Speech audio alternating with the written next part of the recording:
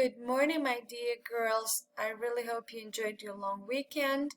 You celebrated the Kids' Day with your family, siblings, and you got tons of congratulations, candies, and surprises. And here we come. It's Monday, and our menu for today, the first activity, a tongue twister.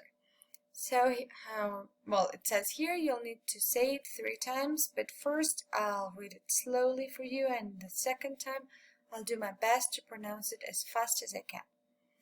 So here you go. Put the peanut butter on the bread before placing it in a paper bag. That was the slow version. I'll do my best. Please promise not to laugh at me. Here we go. Put the peanut butter on the bread before placing it in a paper bag. Now your turn to repeat it 3 times. For this, you will need to pause the video.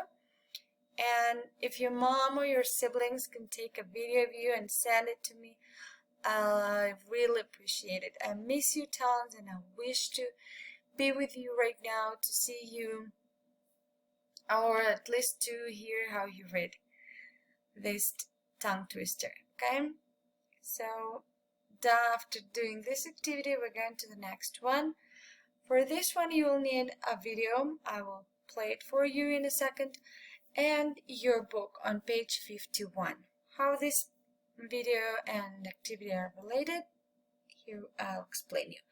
The question here in this chat is, how do animals behave one way or another, why they do it, how they do it, and which animals. Okay, so the video is just to give you some ideas. I am 100% sure you're more creative than the video or the ideas that I can give you. Okay, girls, so please prepare your pencil, page 51, and here comes the video I searched for you. Why do animals behave the way they do? I taught my dog to play catch. But you didn't teach him to bark at strangers. Dogs are great examples. There are certain things that they can learn to do, but other things just seem to come naturally.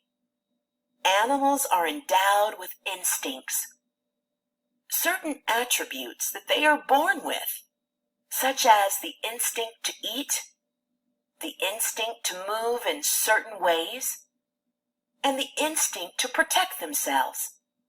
Let's look at a few more animal instincts. Birds have the ability to swoop down and catch prey. Some kinds of squirrels can glide right through the air. And monkeys have the agility to swing from branch to branch. Over thousands of years, animals adapt or change to become better suited to their environments. That's why some animals can survive in extreme climates and inhabit even the hottest and coldest parts of the world.